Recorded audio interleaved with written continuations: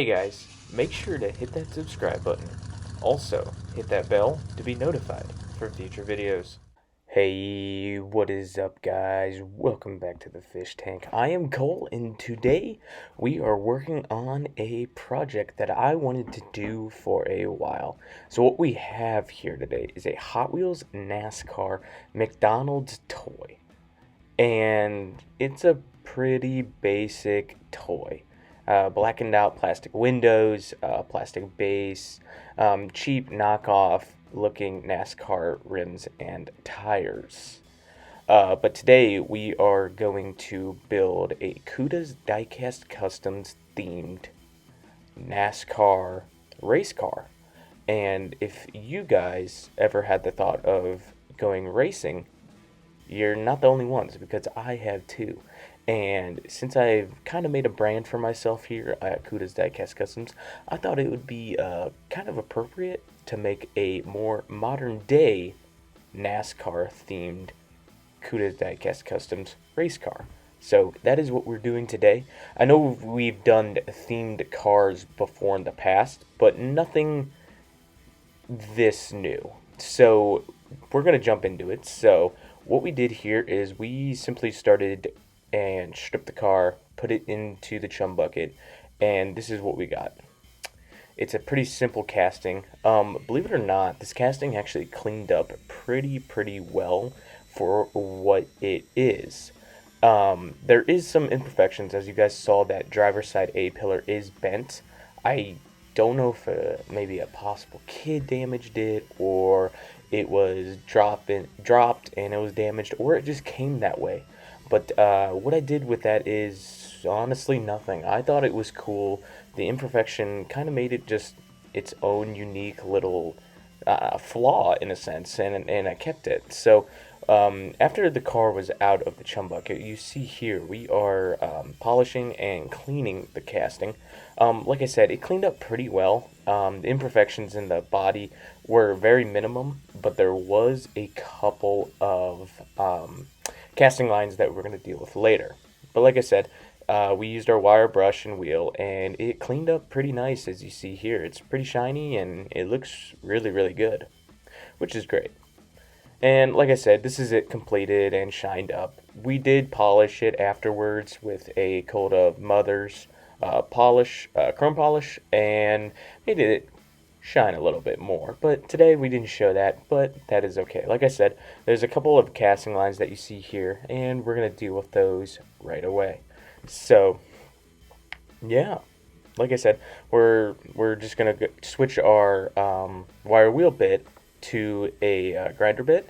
And guys, I just want to say, just from experience of other builders and myself, if you're going to do this, take your time, or rush through it if you have the capability of doing this process without digging too deep. So what I like to do when it comes to this process is, it's kind of weird, but I like to put it on a high setting, so like a 2.5 to a 3, and I like to just lightly graze it, as you see me doing it right there. And all you have to do is just barely put it onto the casting. Just follow the line that you want, and that's all you got to do, and it will come off in probably 3 to 4 swipes. So after I cleared up all of the imperfections on the 2 front fenders, and then there was one on the rear, I believe it's the B pillar, down leading to the rear quarter panel into the trunk, we then grabbed our file and we smoothed it down, and then we polished it once again with our wire brush. This is just a little process I like to do because I feel like the wire brush, it smooths out the area even more, so you have the best surface possible when it comes to paint. So as you see here, it cleaned up pretty nice. It's pretty smooth as where I want it, because if you think about a NASCAR, guys, they're smooth, they're aerodynamic, they're perfect, quote unquote, in a sense. So that's what we were trying to do here today. So here's a better look at what we're working with. So it's like I said, the front 2 fenders are pretty smooth and they look pretty good. and so are the rear ones. I will say the rear ones were a little bit harder to work with than the fronts, obviously, just because of the nicks and curves that we had to work with.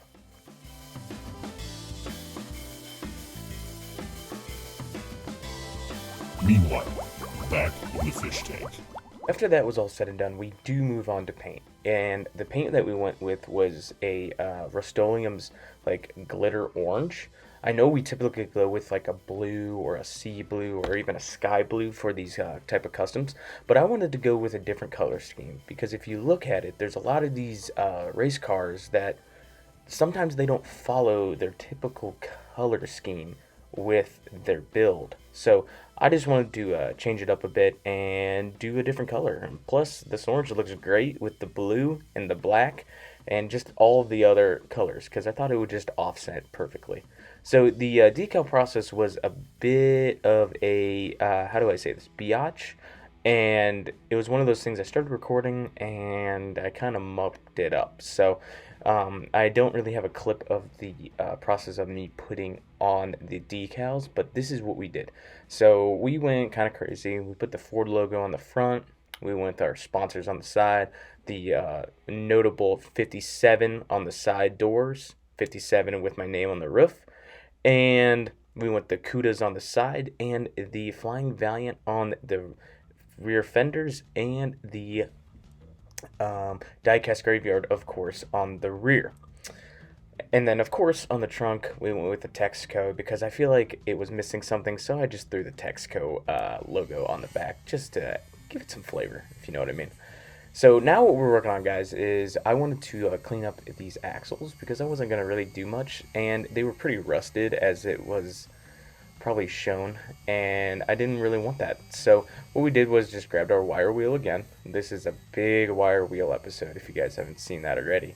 And we just lightly cleaned the axle and the tip of the axle and cleaned them up. I know I probably should have cleaned the inside of the actual rim, but I decided, I'm not really going to do that. I don't see it necessary because it's a stock car, you know, it's a NASCAR. The wheels are dirty and filthy anyway if they're not a brand new set, so what's the point of cleaning it? And it's my build, so I'm gonna I'm gonna do what I want. So yeah. Also, guys, to bring up, we did clear coat this car, and I was really worried about clear coating this car, but it ended up working out.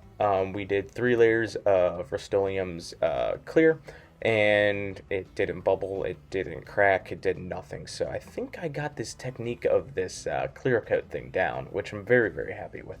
On the final little steps that we have here, we are going to line out the safety support glass pillars. I'm not really sure what they call those. If you guys know what they're called, please comment down below. That'd be really appreciative.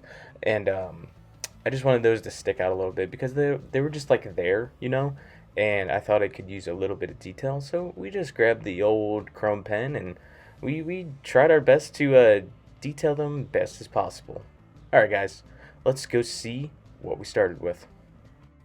And alright guys, this is what we started with. If you remember, it's a pretty beat up, pretty well played with Mcdonald's NASCAR Happy Meal toy. And it really needed a makeover, and honestly I think this car really needed to be rebranded. And that's what we did today. It went from a McDonald's themed NASCAR to a Cuda's Diecast Customs NASCAR. So I think the job was completed and it looks better than it did. Guys, I don't want to make you wait anymore, so let's go see what we finished with. I'll see you over there. And here is our final result, guys. So she looks a little bit different, if I would have to say so myself. I know this isn't a Dodge casting, if any of you were curious. This is just kind of the race car I had on hand. I know I typically swing towards more of the Plymouth and Dodge route, but I didn't have any Daytonas available at the moment, so this is what we went with. So like I said, guys, we did a whole paint redo, cleaned up the body, cleaned up any imperfections on it, resprayed it a different color, and then slapped our decals on it. So, like I said, we went with Flying Valiant, Diecast Graveyard, Cuda's Diecast Customs, and a plethora of sponsors that you would probably see on a typical stock car during the NASCAR season. So, like I also said, we went with a different color scheme. So we went with the orange that would accent the black, the blue, and the other colors. So I think it looks awesome. I mean, you can also see the shine and the sparkle through the newly cleaned axles, which look great, and also those chrome accents look really good on the front and rear windows. So guys, thank you for stopping by the fish tank. I hope you guys enjoyed this episode. I know it was a little bit different, but it was a really fun build, and I hope I can do something like this again, because I feel like a race of some sort with all the builders and creators would be a pretty cool idea. So if anyone has any ideas of something that we can do that's like NASCAR related, please let me know, because I would love to put this car in a race, because I don't know, maybe we could win. All right, guys, thank you for stopping by the fish tank. I hope you guys enjoyed the episode, and I will talk to you guys in the next video. Bye, guys.